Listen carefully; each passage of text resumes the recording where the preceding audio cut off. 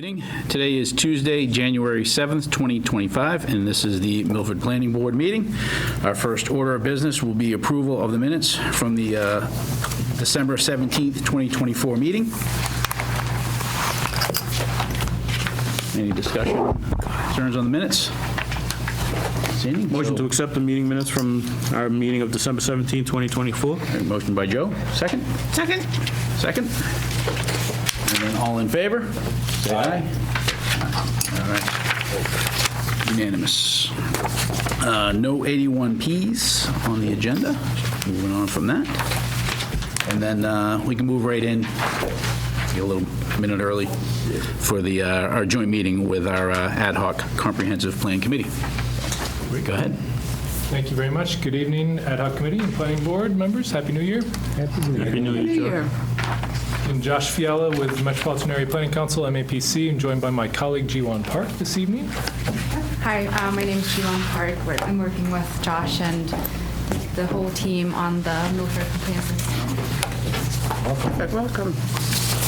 And, so we have, I think, some exciting updates this evening. We're I think sitting on a lot of data, information, and feedback at this point, and I think really starting to turn toward compiling that into a plan and really making sense of everything that we have, which is an exciting place to be. So this evening, we'll give a brief summary of the feedback we received through all those fall engagement activities that we've discussed in previous meetings. We will have a little bit of discussion around the population of strategies and actions which is occurring within each of the topics and the goals. We wanted to talk a little bit about the draft plan itself and where we think we're headed with outlining all this information and how it's going to be documented, just so we can talk with you all about where we're headed before we head there, so you can make corrections now if needed, and then we don't waste any effort in that manner. And Jiwon's here really to talk us through the final of our deep dive topics, which is natural environment and open space, and that will get us through all the topics of the master plan. And we'll briefly, or the comprehensive plan, excuse me. We'll briefly talk on next steps to round out. And again, thank you for the dedicated effort in carving out this meeting time with ad hoc committee members, both members of the committee and members of the planning board. We appreciate the time we have with you all. We're moving into the final phases of the work now. Really, the focus of our efforts is populating, again, those strategies and actions, which is the detailed, more detail under each of the topic goals, and then really already starting to focus on the compilation of the plan document. And we have a few more occasions for community engagement and input as this process continues, and we'll talk about that a little bit as well. But first, let's look back at the fall community engagement.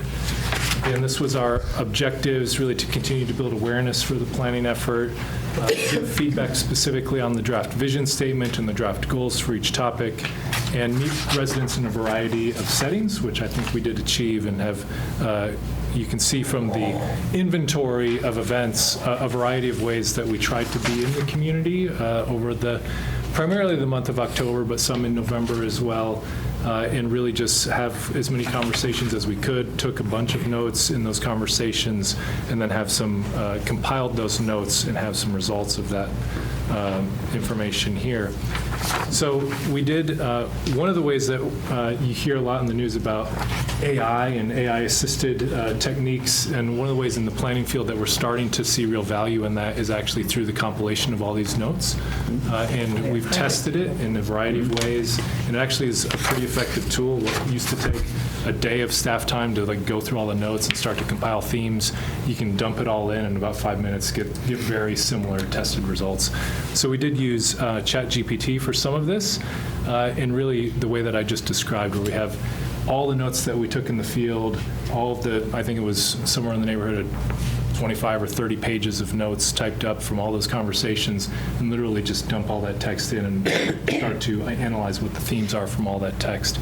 And this is what emerges from the community conversations, top 5 themes, and we're doing a deeper dive beyond these 5, but I think these 5 give you an illustration of the types of priorities that are emerging from those conversations, and the type of a lot of this was in the form of feedback on the specific goals. So you're seeing how these conversations will start to modify some of the goals as well. So community and cultural integration, we heard a fair amount about that, and community cohesion, particularly on an emphasis on Milford's growing diversity, and that growth and diversity has been occurring over the previous years and decades, and is a strong point of where people would like to see a lot of the goals in the comprehensive plan. And I think we had a fair amount around that already as an idea. So that's, I think, reinforcing of what we were already starting to put together. Of course, downtown, you all had scoped in as a primary feature of this effort, and that's been one of our topic areas. But that shows up in the second top theme here, where economic development and downtown revitalization specifically are an important aspect of what people would like to see. Thinking about additional amenities or attractions in downtown, specifically retail, restaurants, family-friendly spaces, all of those things, I think we're in the goals, and we're continuing in the strategies and actions to think about ways to really make that actionable.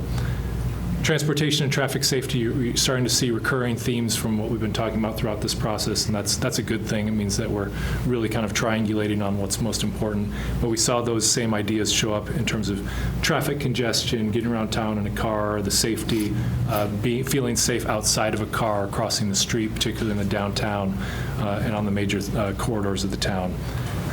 Affordable housing and housing conditions, we see that also as a critical issue.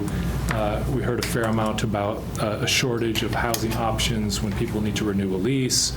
I've heard a fair amount from residents at the senior center that some of those people who are still using the senior center amenities actually have had to find a different place outside of Milford because they couldn't afford when they needed to renew a lease, or were moving out of town to find more affordable housing. And then finally, public services and community resources, thinking about the availability and quality of those services, especially for underserved groups. The senior center was highlighted quite a bit, in part because on that list that you saw of the inventory events, we spent a fair amount of time at the senior center. The senior center, I think, is a beloved asset of the community, but also thinking about resources such as after-school programs. I think the youth center is a remarkable asset of the community that's pretty unusual and unique, but then also the growing need for things like adult English classes, which there are some at the high school and also at the library for those in need. And then we've seen a growth in food insecurity and poverty in general, which is also reflected in the conversations we've been having. So in addition to those individual conversations, which were more sort of interpersonal and verbal in nature, which we recorded the notes from, we also had an online survey which was available, which had all of the draft goals and the draft vision statement for people available to provide comment through this mechanism as well. We had 25 people respond to that survey, which is, a pretty steep drop off from the 600 or so we had from the first community survey, but that's pretty usual as these processes go on. What we see is a tendency that when the content of the plan grows, the feedback on that, like when it's an open call, it's much easier for people to engage in terms of visioning and what they would like to see or not see. And now, as we get more into the details of that information, it's a little harder to attract the engagement with that information. So that's a typical pattern and trend we see. But if you just isolate on those survey responses, you see some of the same results from the individual conversations, but a little bit different order. So you see traffic and congestion issues pop to the top. Really many comments focusing on traffic flow, parking problems, especially in downtown. Thinking again still about downtown and economic development. I think we saw a little bit of mixed results in where people would like the town to head in some of the survey responses, in some saying that sort of growth with a focus on downtown would be a way to help the downtown in terms of its future. Others thinking that growth is actually a part of the challenge and the issue, so more of an anti-growth sentiment showed up in some of the community survey respondents. So we're parsing through that as well. Inclusivity and diversity in the town shows up here as well. A call for a better integration and communication amongst cultural groups in the town. And then also improving communication from the town government as well. And we saw that show up more so in the community survey responses, that there's a dissatisfaction with the general communication of where the town is headed or what decisions are being made or how people could be involved in the town decisions in the future. And then relevant to the topic deep dive this evening, parks, green space, and the maintenance of those parks and open spaces is a priority for community members, and thinking about how those facilities could be made, in the best way possible and maintained in the best way possible. And a fair amount of comments, particularly around like Pheno Field and the recent improvements there, and the jewels of the town really being associated with those primary open spaces. So there's a lot to dig into there. In terms of these, we're giving a summary high level of the main themes. There was also a fair amount of detailed feedback, like this goal would be better if you change this sort of framing or phrasing, change this to an action verb or make that more specific. So those very specific items in terms of improvement to the goals, and some suggestions, in fact, from the community around strategies as well. We're taking all of that, not just the overarching themes, but the detailed information, and as we continue to modify and integrate those comments into the goal level, and then also the strategies and the actions. I would say I'm going to share where we are in terms of that next, in terms of the population strategies and actions, but that remains to be a work in progress, and we'll continue to work on that and build it up. Questions or thoughts on this overarching summary of fall engagement?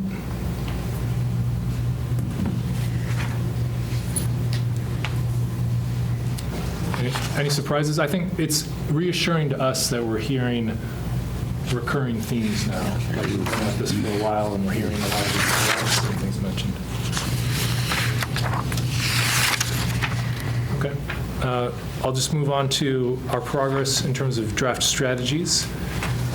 So, as you recall, we have at the center point of this comprehensive plan, the vision statement, and then as you move out sort of in concentric circles from that core, you have the goals, which are very closely related to the vision statement in the different topics of the plan.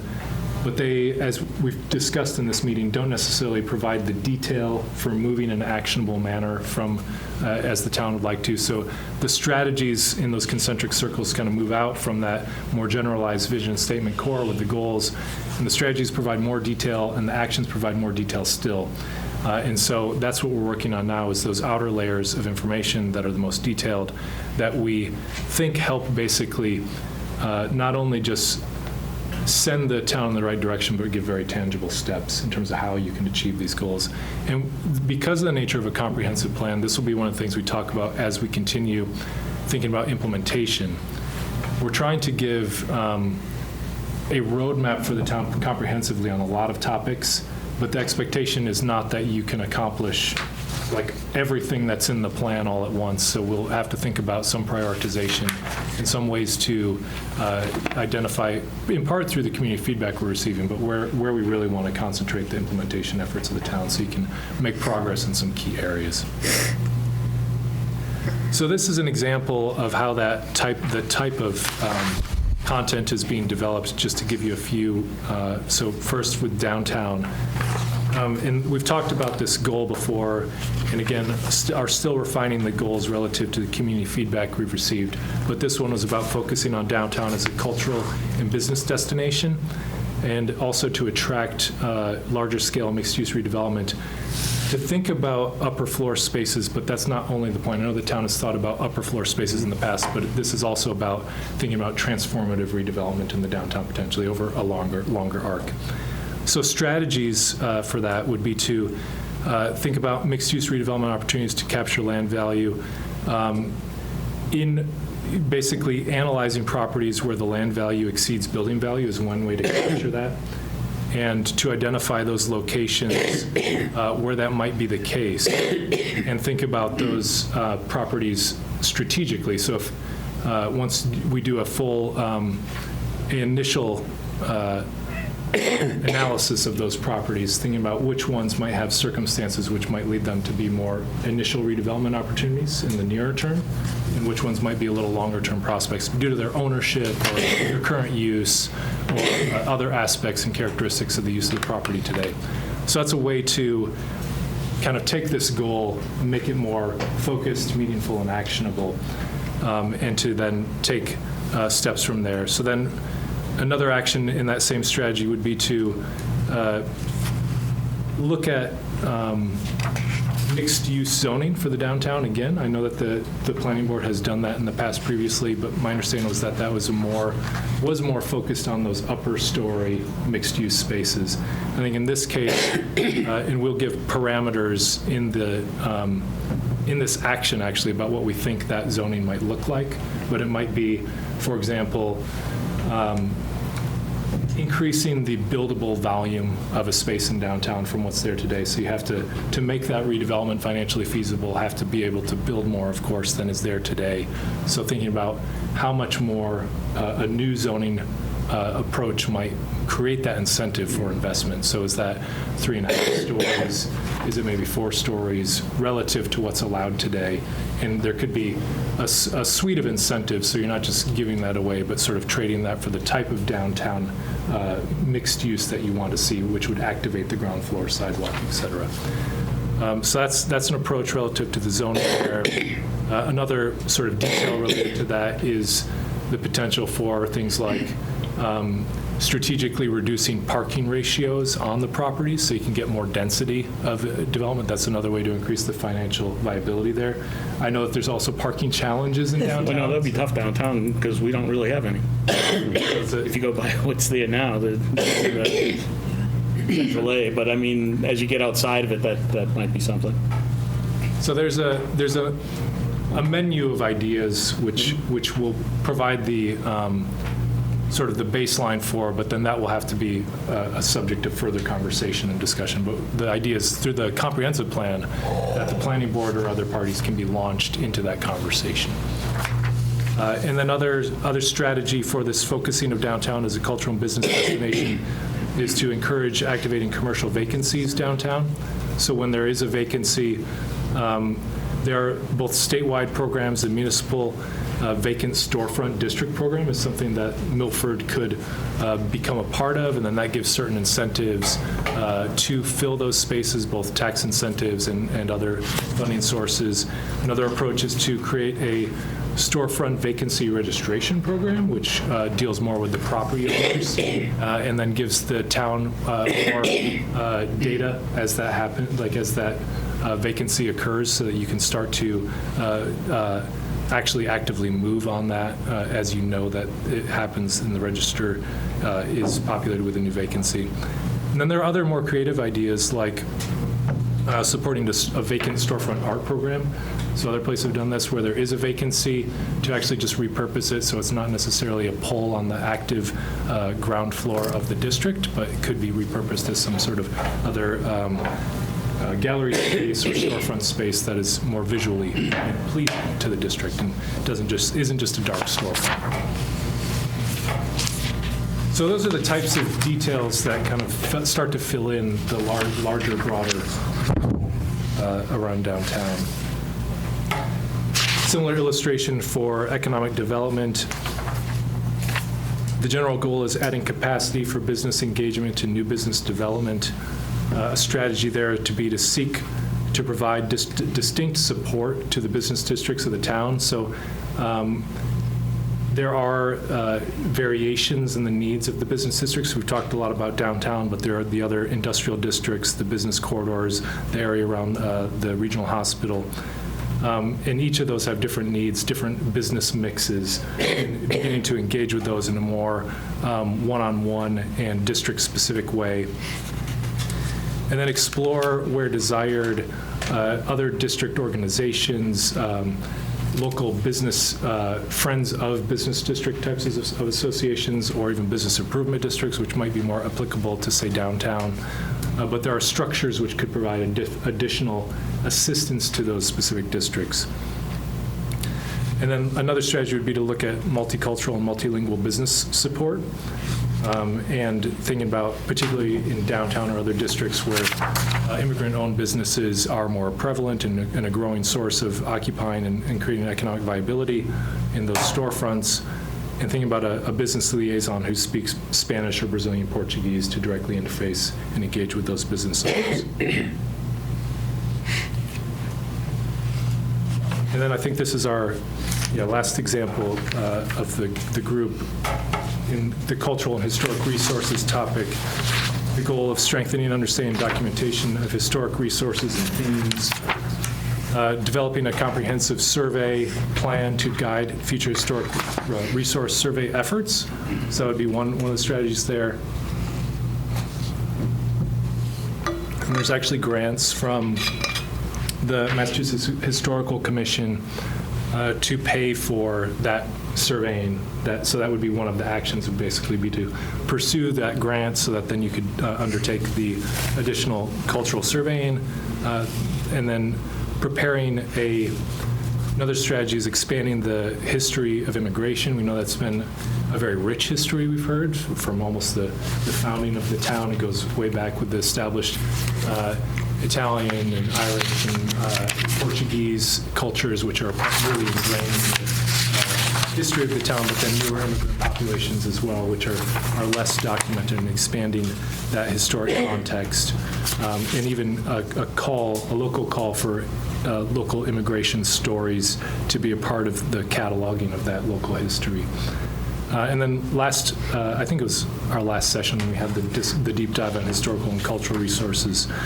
But we really liked the conversation we had around the history of jazz in Milford and focusing on that as another strategic area to build up a historic context that's important and relevant to the history of the town.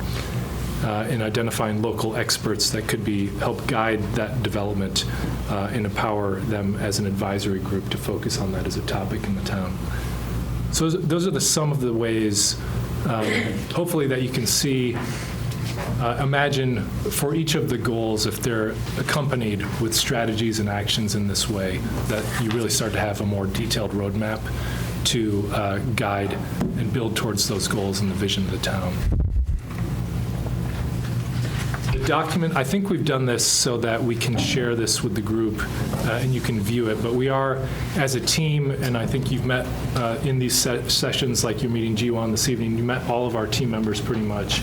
And so they've all been busy at work populating the ideas within a shared spreadsheet that we have. And so if you're curious or want to look more beyond just the examples that we've shared this evening, you can look into the others. It is a work in progress. It's a dynamic document that we're continuing. I saw a fair amount of progress on it this morning as well. But there's a lot of information in there, and we would appreciate if you do have a moment to take a look. In any feedback of any kind would be welcomed, as this is a organic work in progress, and we'd be happy to take the feedback.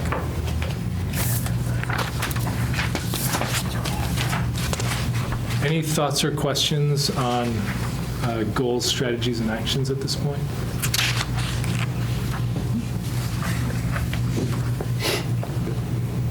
Okay. I want to touch on the draft plan discussion, just because we're starting to have more of a concrete idea about how the plan should be composed, and wanted to run it by you all as an idea before we go too far down this road. But one of the main thoughts that we've had is to shift, actually, in the final composition of the plan, away from the organization of information by the topics, which we've been using throughout the plan, land use, downtown, economic development, and shifting more to a thematic organization of the content. And we think that would make the plan more accessible to people who would pick it up, and it would actually help organize the implementation actions in a little bit more effective manner as well. So that, we'd love to hear feedback on that, but I'll explain a little bit more first. So we'd still, within the plan document, we would have themes, and you see some examples of those themes here. So what we're thinking is goals themselves would still be, probably through a series of icons or symbols, be marked as like a land use goal or economic development goal. But they would be reorganized so you'd have several goals from various topics under these themes. And the themes are really reflecting what we've heard from the community as those most important priorities. So you see them really in a lot of ways reflecting what we just went through in those top theme summaries. So building community and bridging cultures, you can imagine that there would be themes there under historical and cultural resources for sure, goals that get pushed into that theme. But then also I think there would be some from economic development, from downtown, some from land use and zoning as well, so that we would be collecting those goals, strategies, and actions under that theme with the overarching idea that these are goals to build community culture and cohesion. Next, strengthening downtown as a center of the community. I think that's clearly an overarching priority here. But you can imagine how we have topics within transportation, economic development, the downtown topic itself, all pulling in that direction of strengthening downtown as a center of community. Improving traffic safety and reducing congestion, again, it would include primarily transportation goals and topics, but not only. It would include also some of the land use and zoning ideas and topical approaches there. So that's the basic idea, and that we wanted to bring that up this evening because it is a pretty big shift in how we're organizing information and thinking about it. And maybe I'll just pause here to see initial reactions from the group if you think this is a good idea or would like to steer us away from it, or what your thoughts are. No, I don't exactly have the words to describe how I feel, except that this seems like a better approach. Rather It than seems less hard. systematic and easier to comprehend as a Easy to follow. yeah When yeah. you're reading it, you know where to go. I think it may help you downstream when the next thing, you talked about it previously, is implementation and how do we rate those and stuff. Things that show up in 4 or 5 areas is pretty much the same thing, may lead you to say, that's going to give us the biggest bang for the buck per se. So that it may help in that end too by doing it this way. Yep. Good point.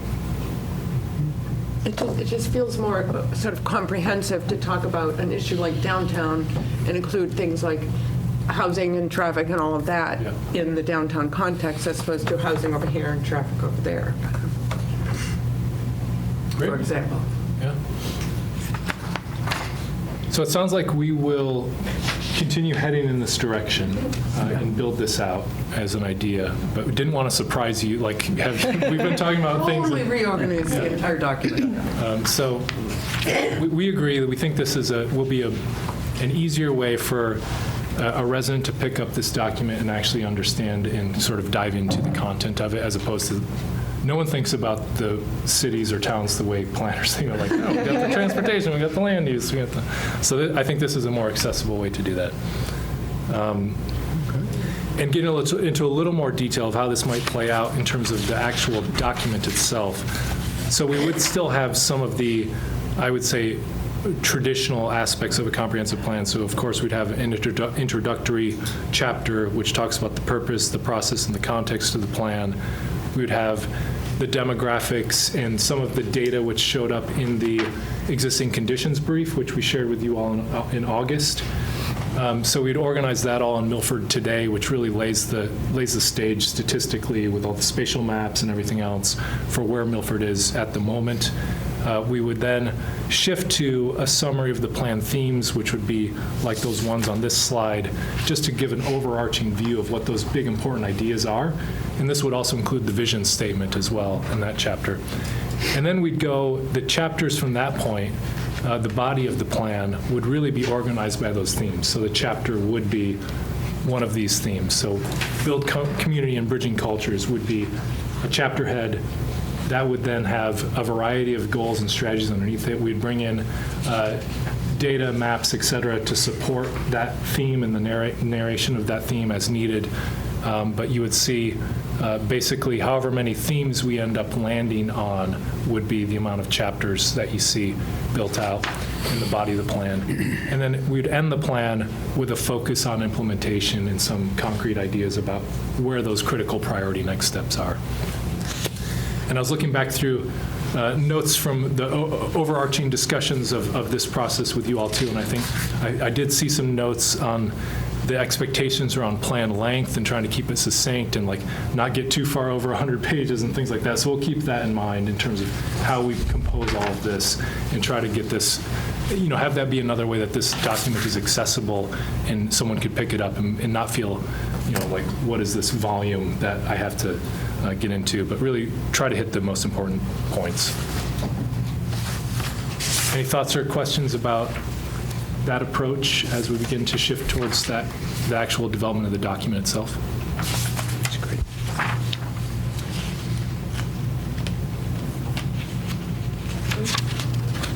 Great. You guys are very, very supportive and agreeable with us, so that's great. Quietly supportive, apparently. All right, so that's where we're headed.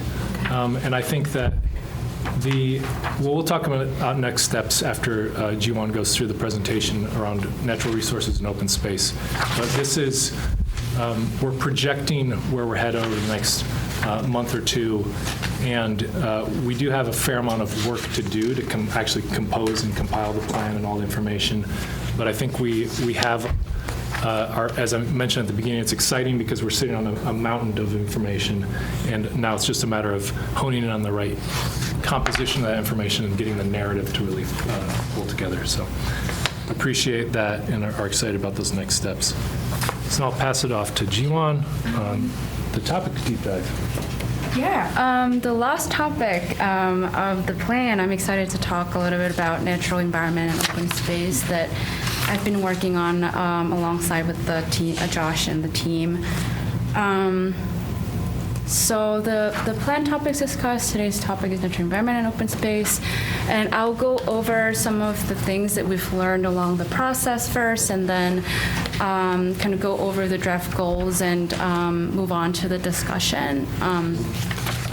So starting with Milford Water Resources, we learned about where the Milford currently obtains its water supply from, and the fact that the way that the wells are constructed, and the depth is kind of shallow, so that means that it is critical to protect these water resources against contamination. And Milford has put a lot of effort to it so far as well, but we realize how important it could be considering the way that the current aquifers are constructed. There are some, rising water quality concerns, including emerging contaminants such as PFAS, combined sewer overflow issues, and we've been hearing a lot about stormwater runoff as well.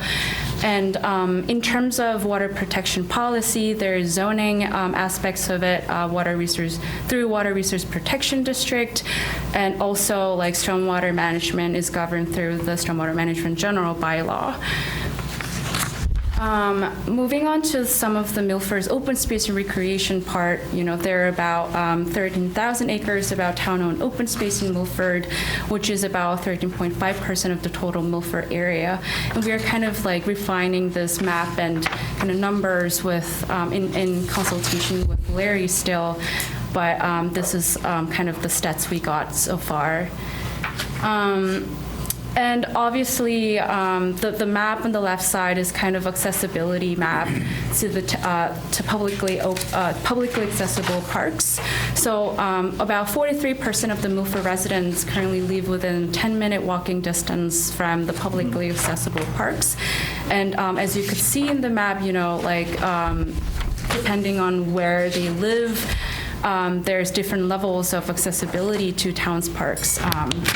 And it potentially indicates, from my understanding, it potentially indicates a need for, expanding more small-sized neighborhood parks and open spaces, especially in the area that people have less access to currently.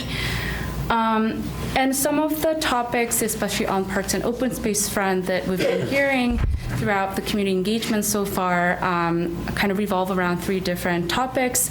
The first is accessibility and inclusivity of parks and open space, and some of the comments touch on, cultural inclusivity of parks, like parks should be open for everyone, and there's also physical accessibility side of it.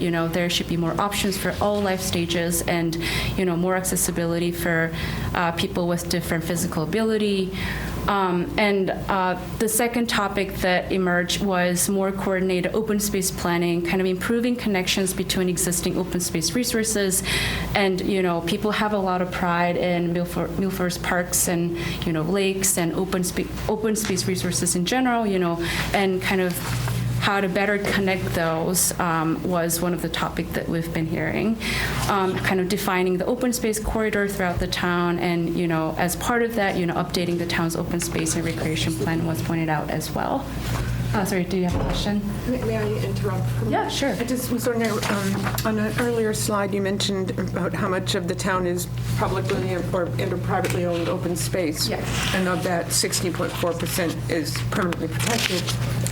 Has there been, or could there be an evaluation of what other open space areas might be ripe for being permanently protected? Would that perhaps fall under your area of study or evaluation?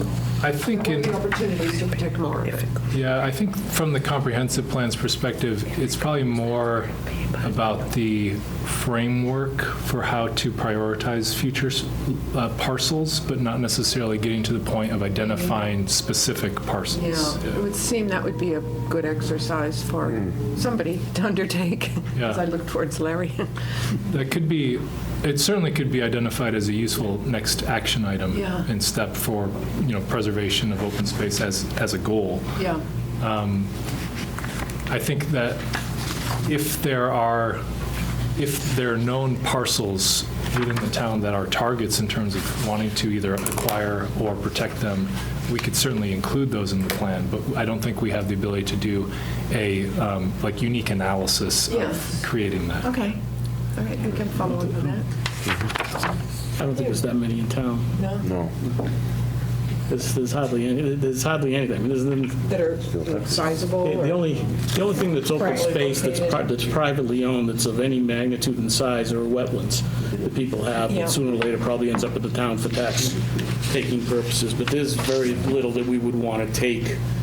I mean, there's some industrial land that hasn't been developed yet, but I don't think the town is going to be in a big push to take industrial land that could be developed and bring in taxes to create additional open space. I don't know of any other possible, because we've built out most of the town now. Yeah.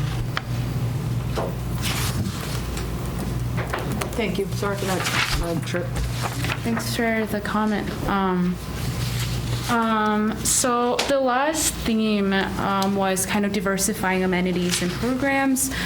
And some of the comments that could be related to that is there is a kind of increasing number of pickleball courts, but not enough for other amenities.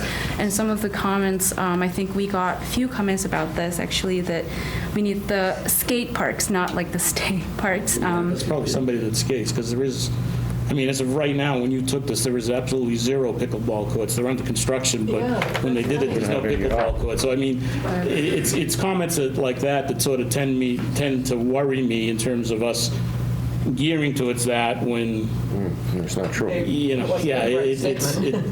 it's somebody that may want a skate park in Milford, but I don't know that the town wants to react to that. Yeah. There. Well, I think the town kind of has reacted to that. That's supposed to say Skate. Oh, I see. State. Me too, state parks, that's So, what I, this is a typo, like there's a skate park. I take that to be skate parks, and I would assume that's somebody that wants. I think this is good feedback. I mean, this is coming right from the, from the residents. They're looking at the plans, they see pickleball courts coming, and they'd like to see other things as well. Yeah. And there will be. There will be, right? Pretty dang popular. That's the goal, so, every day. these, I would guess that these comments not just one-off comments, right? There had to have been some sort of theme, you're quoting these specific pieces, but you saw that in more than one statement. Otherwise, you wouldn't have included it here, I assume. Yeah. Yeah, it's from more than one conversation, correct. And this is some of the community survey results. We asked how important are these open space and recreational issues for people, and we provided different options and 3 kind of priorities that emerged out of the survey responses. Was the first priority, the first top issue that people think as a priority is to increase ADA accessibility of parks, and also need for more recreational programs, and the need for more town parks as well.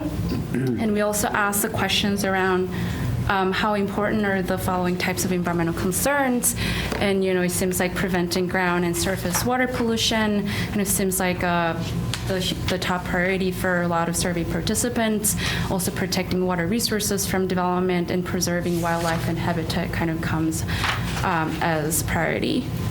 Just for clarification, is that from all of the community survey results or one specific? I think that is two, the survey between the 2 of them? Those results are from the first community survey. Okay. Were these items provided to people and asked to check which are the most important? Yeah. Or were these, okay. So these so on the previous one about ADA accessibility, it's not that people said we need our parks to be more accessible. It's that they checked off that that's an important goal. Yeah, based upon the review of initial plan and data that we did at the beginning of the process, we pre-populated answers, but then we also had an open field in the same questions so that people could provide if we didn't get it right, they could provide their own fill in the blank. So those were the answers that came to the top of that. Thanks for clarifying. And based on the conversation we've had with community members and town staff, so some of the challenges we were able to find out was that there's increasing, needs of stormwater management, and, there's needs to expand more physical as well as regulatory infrastructure in place to kind of manage stormwater runoff better. And also, we also learned that there's increasing development pressure on protected open space. And also I've seen in the kind of 10-minute walk accessibility analysis as well, there are certainly gaps in accessibility to publicly accessible parks and quality open space. That could mean the kind of depending on where residents live, they have more or less, they're living in different proximity to the parks and open space, but also it means that AD, something like AD accessibility, and people with different physical abilities have different accessibility to parks and open space. And in terms of opportunities, we also learned about the purchase of Milford Water Company that, will accompany, changes in water governance in Milford, and how people can participate more in this decision around the water resources in Milford. And also kind of local and regional partnership that exists in town, including, Upper Charles River Trail governance, and, town had interesting kind of initiatives such as Arts in the Parks with Milford Cultural Council, and, kind of stormwater green infrastructure project in town parks with, Charles River Water Association. So there's existing local and regional partnerships for this. So thinking about how we can tap into those partnerships and bring more resources and opportunities together. And the third opportunity is, the better connections around open space resources, kind of acknowledging that there's already really a lot of open space in parks and water features in Milford. How could we better connect and kind of develop more, as previously mentioned, kind of thinking about open space corridor in the town. How could we better connect those open spaces? So based on that, this is kind of 6 draft goals, and they could be very much refined after this discussion. But I would love to hear your feedback on this.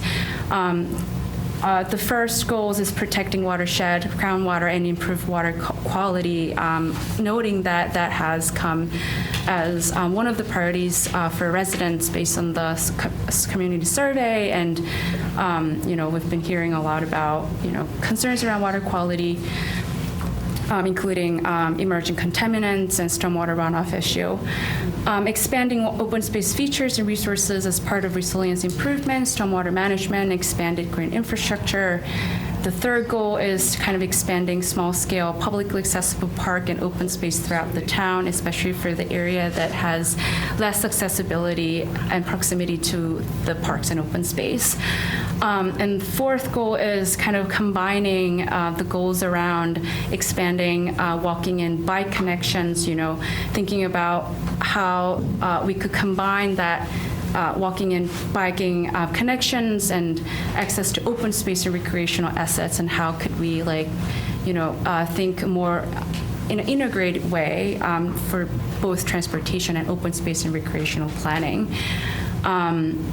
And the fifth one is developing preservation priorities for unprotected open space, and noting that there are different kind of protection status for different parcels. How can the town approach identifying the priorities for preservation, and or through acquiring the open space, or kind of through different mechanisms. So developing kind of preservation priorities for those. And lastly, maintaining and improving existing resources, recreational facilities, and programs strengthening amenity, accessibility, and inclusiveness that is directly revolving around the issues that we discussed, that how can we increase diverse amenities that people want, and increase accessibility for everyone. So yeah, those are the draft goals. I'll probably come back to this slide to get the feedback and thoughts. But this is a broadly 3 discussion agenda that we prepared. Is that what are the things that you've learned from the information we just shared, and is there anything that surprised you? And what else should be part of long-term vision and goals for Milford's natural environment and open space topic. And lastly, as a next step for this would be developing specific strategies and goals that we already started. Are there any specific strategy that you think would help accomplish these goals? So with that, I'm happy to go back to the draft goals to see if you have any feedback on those, and any ideas around strategies and actions would be appreciated. I don't know, I'm looking at it, and I think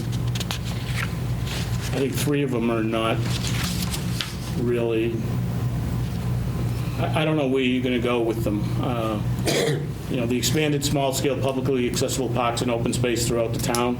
As I said, there isn't that much open space in the town that I think this town's going to be in a position that we're going to be going out and buying open space to put parks in. I think it's somebody may want to park next to their house, but I don't know how that's actionable. Which also leads into the next one about expanding walking and biking connections. That would require additional land to buy to make those connections. I mean, I think there's very few towns in and around this area that have a walking and biking connection that would be better than Milford's. I mean, if you look at the bike trail, it connects the Senior Center, Pheno Field, Louisa Lake. Those connections are already there, and if you go out the bike path the other way, you can get all the way out to the Holliston line. I'm not sure where people want to go. Again, I'm not sure what's actionable out of that. And in terms of developing preservation priorities, most of the large open space areas in this town have already been turned over to the Conservation Commission now and are protected. So I'm not sure what's actionable in there. The other 3, I think, are definitely worthwhile and would be interesting to see what the outcomes of how we can action those things are, but the three in the middle, I'm just not sure where you'd go with them. One of the things that I see with the small-scale publicly accessible parks is we do have smaller areas where there are, and not a big, but like just extra area within right-of-way or smaller parcels that we could, that's something that I've looked into or we've looked into as a town for stormwater, and to try and, make those small parcels work for us in more than one way, including having like a small park. And what kind of park that is, I think, is also makes a difference, because there's, like we've talked before, you can have a playground type park, or you can have a sports field, or you can have a garden, or there's different things that can be done. So I think that is, from what I've encountered through the stormwater side, I think that's where they're going with that statement. You know what, too, I was thinking, too, maybe the people that were interviewed for this survey, too, forgot about the schools that we have, too, that have parks. And all of our schools are in residential areas. It's not that you have to go downtown to a school anymore. Yeah. They're all in residential areas in different parts of town. And those parks are accessible to our residents. That was, I actually brought that up with part of my MVP community engagement, and it was brought up to me, and I was like, well, there are the parks, and just like, well, I'm not sure when I'm allowed to be there and when I'm not, and in fairness, I got thrown out of Brookside one day because it was, they had the after-school care, and they came out, and I didn't realize, so, they... Well, the kids were using the parks. Well, I'm just, and I have, with my son, I'm out for baseball and or soccer, and then there's other kids that are at the fields, doing other things that are interrupting and I know this is something you deal with all the time, like who's pulling permits and who's not. So it's, yes, we have a lot of playgrounds, and I think there's as much need for information dissemination as anything else. Sure.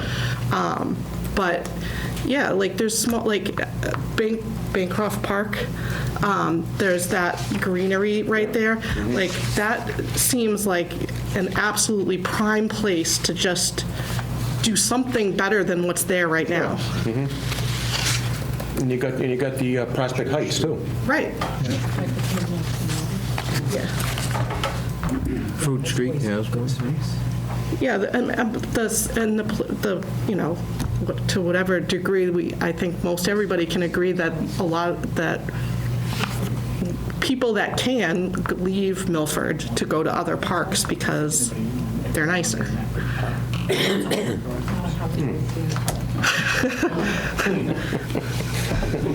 Got an opinion.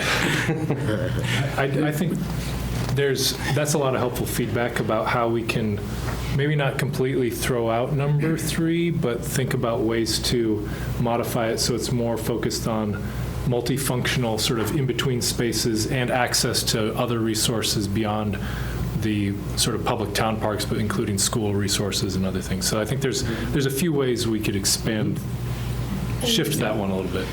Maybe bring the issue of pedestrian and bicyclist safety into that one, the number 4. I don't see pedestrian and bicycle safety in here anywhere. And like, I know from personal experience, riding the bike on Main Street in downtown is not a great idea. I don't think it's allowed. And then, oh, is it not? It's not allowed on the sidewalks. No. It's not on sidewalks, it's allowed on the And street. it's not safe if you're in the You street. can go in the street, yeah, but good luck. But exactly. And it may be that it's just plain old not a good idea to ride your bicycle through downtown, but Jim? If I could just throw in my 2 cents on that last statement, really puts it all in a nutshell. Okay, the maintaining and improving the existing resources, all the parks that were mentioned, Bancroft, we have so many, Bancroft, the Heights, Tank Field, Tomaso Field, these are all fields that we're looking at in the future, near future, after all our bigger parks are done.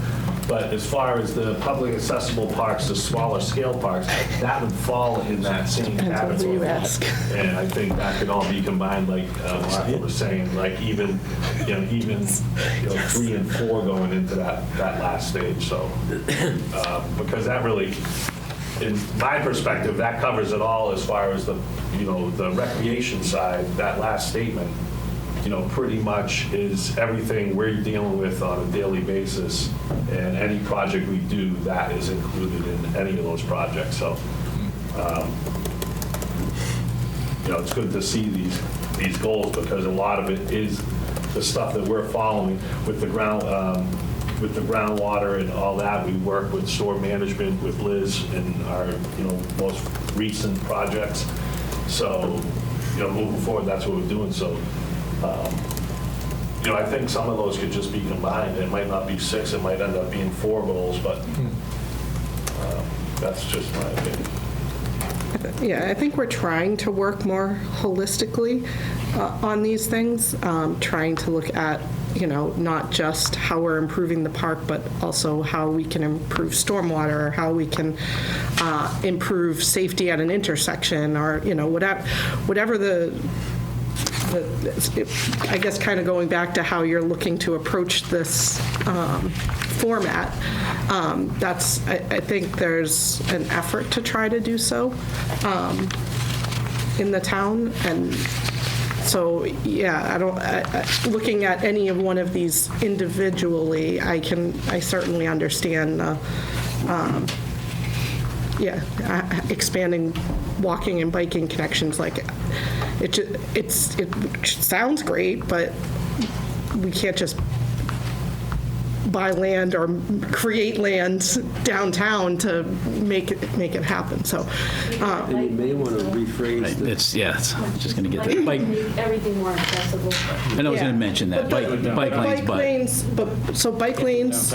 Bike lanes can be put in, but they take away, it's not that makes that better without making something else worse. A lot worse. So it's balancing, there's instances where bike lanes make sense. There's other instances where it doesn't. Downtown, we hear plenty about the poor parking availability. If you put in a bike lane, you're going to lose half of your parking. You're going to lose all the on-street parking. And you're right, actually. So there's Can't do that. it's not something that you can look at individually. It's something that you have to look at in the big picture. You may want to rephrase that first goal, because it sounds like we're not doing any of that. You want to start off Increase- by continue. Continuous work in progress is what it is. Yeah, I agree. We're constantly protecting Larry. watersheds and groundwater and water quality. You actually can say that. You know, It's not like we're not doing any of this stuff Exactly, already. yeah. Yeah, we have a very strong relationship with the Charles River Watershed Association too. So that's something that, it's something I didn't know until I was involved in my current position, but it's rather unique to some of the, most of the surrounding communities don't have that same. So the watershed is something that we are actively involved in. And I think the page before of the draft goals, there are other, where it's a continuation. It's not like we're not doing any of this stuff. Quickly, too, going back to the park conversation, more on the basic side of the definition of the different parks, right? Because we have large-scale parks that have basketball and baseball. We have parks that have just PlayStations and things of that. Thank you. So yeah, I guess what are the people within the town looking for? Are they looking for more garden space? Are they looking for more play space? Are they looking for more walking space? So I think you can break that down a little bit more to what exactly are the people in the town. We're pursuing the skate park as something that is moving forward. So again, they're different. Everybody has kind of their specifics they're looking for, but what is the majority really looking for? That's a good point. So, we have disc golf now. We got a hockey sports court coming on with multi-sports, so we can in the pickleball. So they're expanding their offerings, but what more offerings, I guess, are the people looking for from these smaller, accessible parks? I don't know that the forums necessarily lent themselves for that kind of parsing of the details when they were giving their responses. So, we would have to look at what the actual questions were or what was thrown out there as a discussion item that garnered all that input to determine whether we can even get that information with what they said. So as I'm continuing with our community engagement through the MVP, and hopefully we're looking at a grant to hopefully sort of continue that community engagement, those are the kinds of things that we can make sure that we try to look deeper into, but certainly, getting, which I think we have all of the data, right, that you guys, so the MVP people have been working with the... And I would look right to our parks director right here and say, who's calling and who's asking for, a disc golf or, Yeah, you see it on a daily basis. Right. It's basic recreation, but, the big thing for the last, 6 years that I've been dealing with is, really improving on what we had.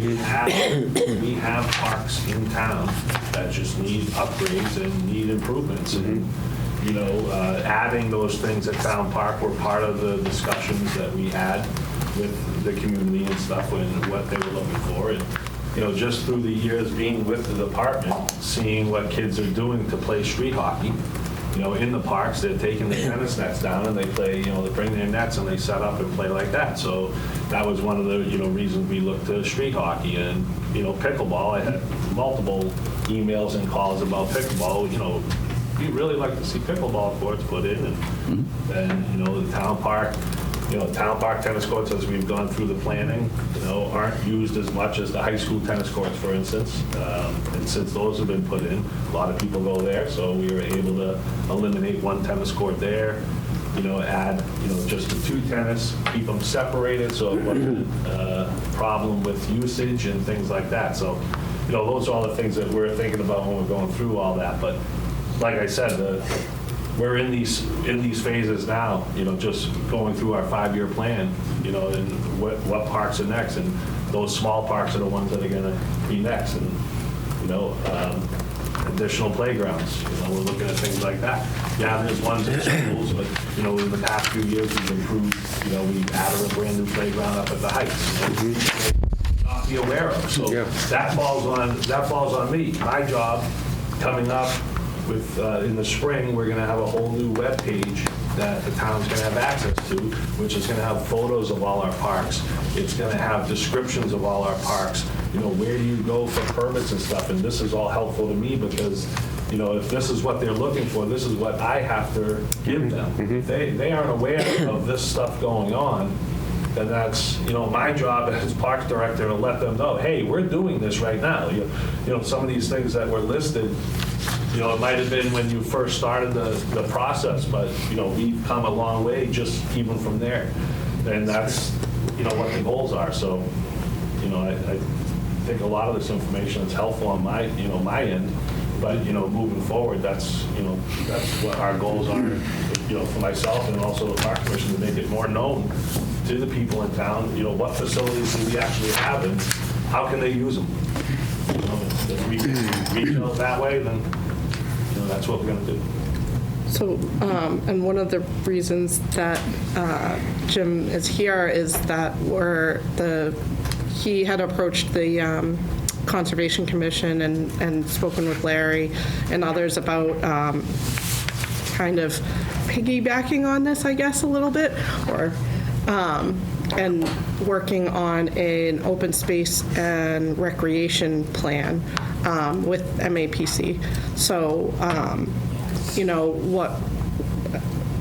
anything that we do in this, we're going to hopefully be working on getting deeper into this specific area through that process. And what's that mean for the town? That's mega grants. There's grants everywhere. That the first question they ask is, do you have an open space plan?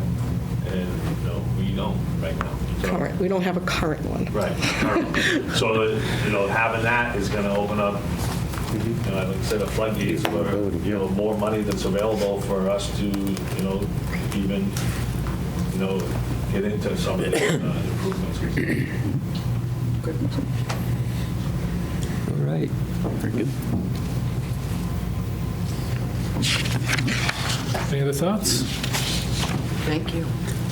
Moving right along. Briefly touch on next steps. Lead you on for presentation on open space. Again, people want to get involved who are viewing this as a live on Milford TV or seeing a recording. You can sign up for email lists. You can check the website. There's all the information there. So we'll be continuing to develop the strategies and actions that we gave examples of this evening. We began this process last spring with a series of municipal interviews, and now that we have the strategies, actions, and goals beginning to develop within each of the topical areas, we'll be returning to conversations. We've spoken with Jim previously. We'll do conversations like that so we can have another conversation about how these look, get some updated information. It's particularly helpful to return to those municipal interviews when we have the strategies and actions, because it's really a way to ground truth and test these ideas. Department heads will, not pull any punches with us and say, like, we tried that 5 years ago, it didn't work, go figure something else out. But that's very helpful for us to make the plan very actionable and practical. We will begin drafting the plan document itself based upon the outline and approach that we shared this evening. And then we plan to be back with you all to share in that progress in what we think the next date is. Larry, if you can confirm, for February 4th with you all. And we will not have a draft plan document at that point. The draft plan document, our target is for the end of March to have a draft plan document that will be available for review. But we'll be continuing to progress on this. We'll have some substantial updates next time. Thank you all. Thank you. Thank you. Right.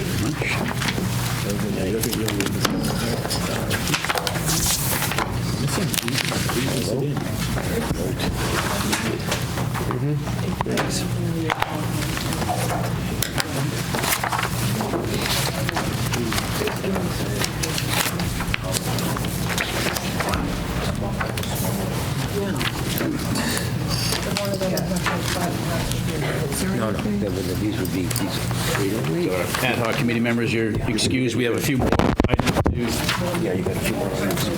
go over. No problem, take care. Thanks. Take care.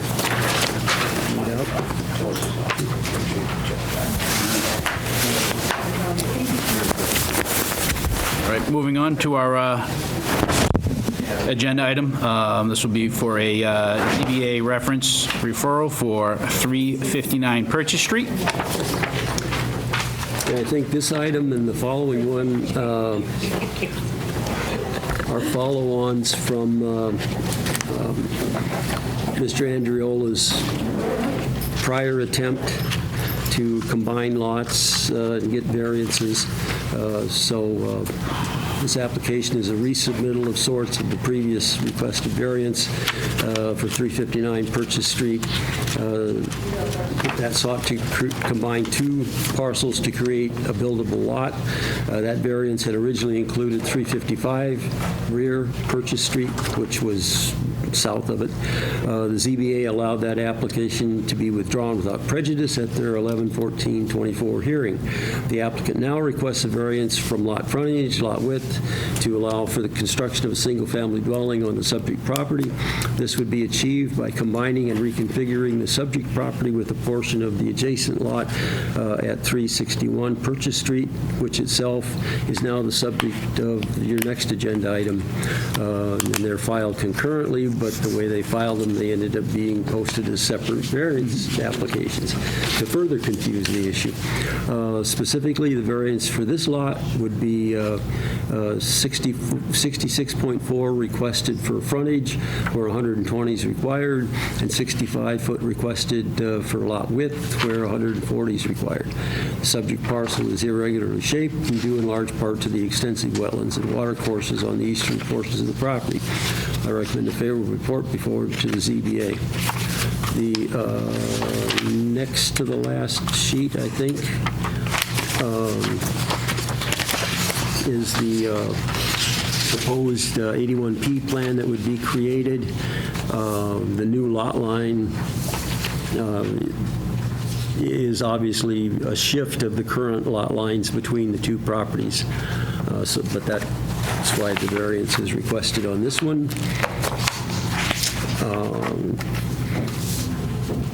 And the same goes for the next item, but because they're separate, you should probably vote on them separately. Questions, discussions? Pleasure of the board on 359 Purchase Street. I would make a motion to recommend a favorable report to the zoning board of appeals. Is that the language you want, Larry? Yes, Yep. favorable report. Second. All right, second. So motion to send a favorable report to the ZBA for 359 and seconded. All in favor by saying aye? Aye. Aye, and that is unanimous. Oh, I should say all opposed. Thank you. All right. Moving right along. So moving along to 361 Purchase Street. Make a motion to transmit a favorable report to the ZBA. All right, motion. Do I have a second? I'll second that. All right, second. Any further discussion? All in favor, signify by saying aye. Aye, opposed, and that is unanimous. Okay. All right. Next one is a ZBA special permit referral for 7 Water Street. Yeah, this is an application from company Coached by Brian LLC. Requests a special permit to allow for the change of use from one nonconforming use to another on the subject property. The prior use was the storage and repair of private vehicles. This is in an OR zone. Zoning bylaw provides for the change from one nonconforming use to another, and the prior use was made nonconforming when the area was rezoned to office residential back in 2010. Specifically, the applicant is proposing an indoor sports facility. I'm sorry, Larry, could you say that last part again, please? I'm sorry. I can't hear you. Could you say that last part again? I'm sorry, I was rustling paper. It was my fault. Oh, the prior use had been made non-conforming when the area was rezoned to office residential. So now that it was made non-conforming, that opens the door for a new applicant to request a change from that non-conforming use to this non-conforming use, which is a sports facility in the office residential zone. The proposed change will not require expansion of the building. It's all interior alterations, so I recommend a favorable report be forwarded to the ZBA. An amended site plan will be required from the planning board subsequent to special permit approval. They're going to clean up the parking lot striping and a few minor details, but in terms of the change of use, nonconformity, I'd recommend favorable. Larry, did they give you any indication of what type of sports facility they're looking? I'm trying to remember what he said. Just, obviously. I thought they were indoor batting cages, but Okay. that's Yeah, because I think that makes a big difference whether you're creating a sports facility that's going to host games, right? And you have multiple. If it's a 5-on-5 game, and that means is there 10 cars out there, and then you got changeover time. So I think that's important to know. Obviously, we can ask that a little bit more when we get to the site approval side of it. Yeah, and they're going to have to be specific with the ZBA, more specific than what I'm seeing so far. Yeah. But it was my recollection it was an indoor Batting. Okay. Which is more, yeah, so it's more of a drop-off. And, within the application, they do say that all parking be situated in the rear. Obviously, the current plan shows... yeah, and it's the existing... Yeah, that's the way shows it's parking out front, so I just want to make sure that, that's also noted, Right. too, to ensure that that carries forward, because I think that if they're specifying that they're going to only use the rear of it, then that needs to be part of the process, because it is pretty tight out front, too. Yep. Well, that's part of the reason they need to come back for site plan review. Yes, right, so, okay. Pleasure of the board. Any other questions, comments, discussions? No, I believe you covered it, Mr. Acting Chair. All right. Make a motion, we send a favorable recommendation to ZBA. All right, all right. Motioned and seconded, all in favor, signify by saying aye. Aye. And any opposed? None? All right, moving on. Last one is a ZBA special permit referral for 269 through 271 Main Street. This is K&M Auto Sales.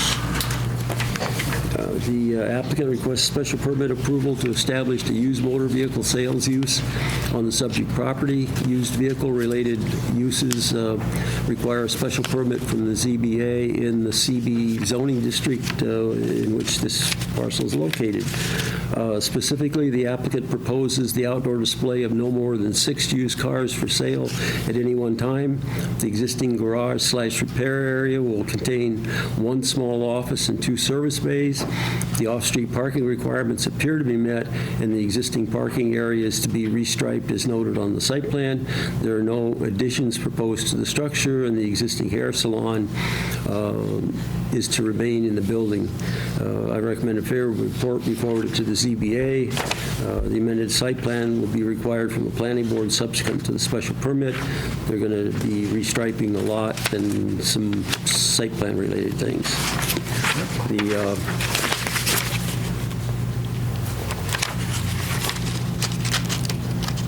Next to the last page, I think, in the packet, shows an enlargement of the site plan detail, which the prior page is kind of hard to read.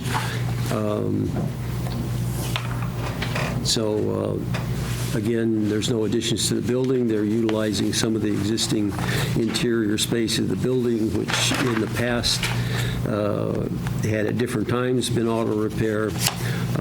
And obviously the hair salon's staying, so that takes up the front part of the building. So they're going to have to verify how the operation is going to work with the ZBA to get the special permit.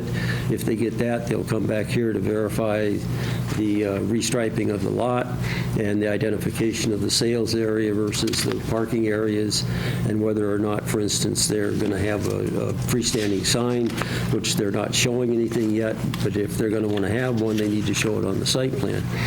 And of course, even if all of that stuff goes through, they're going to need to go to the select board to get the Class 2 license.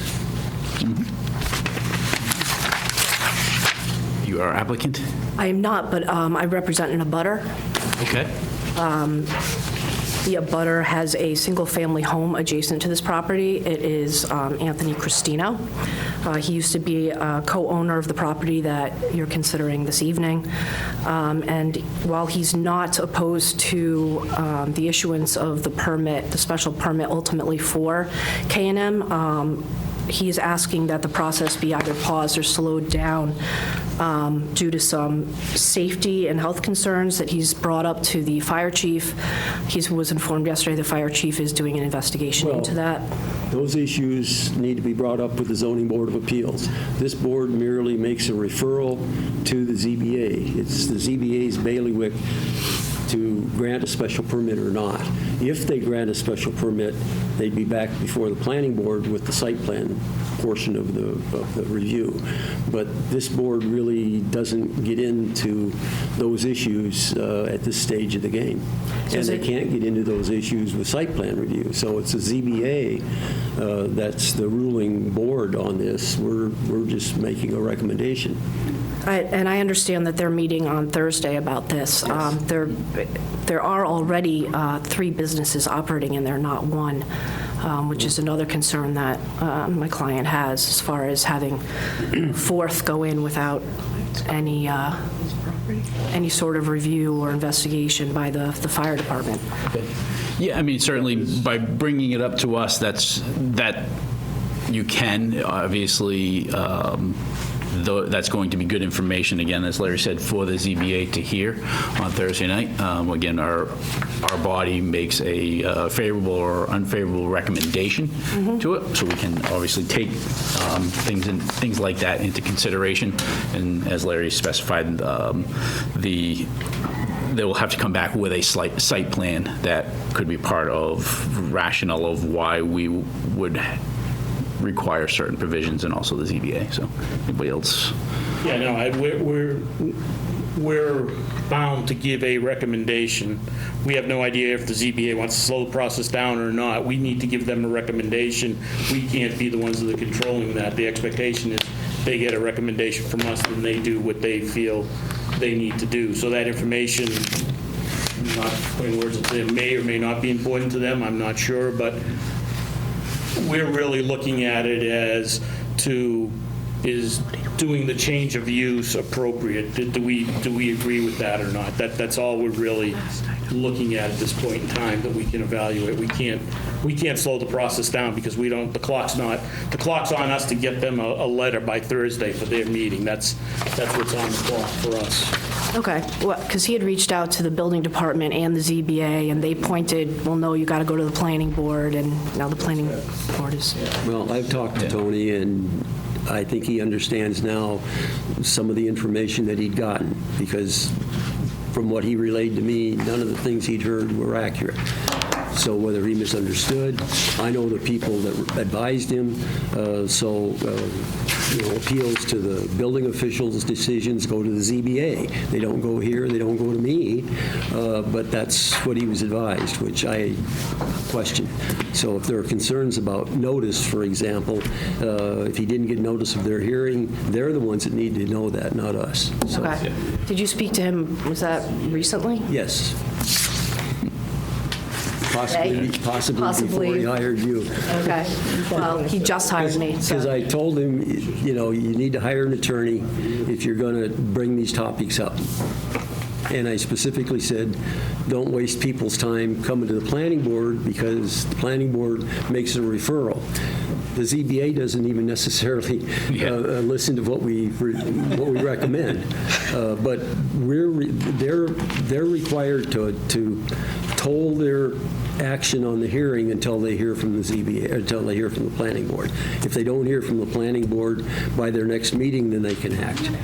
But if they don't hear, they have to wait till the next meeting to act.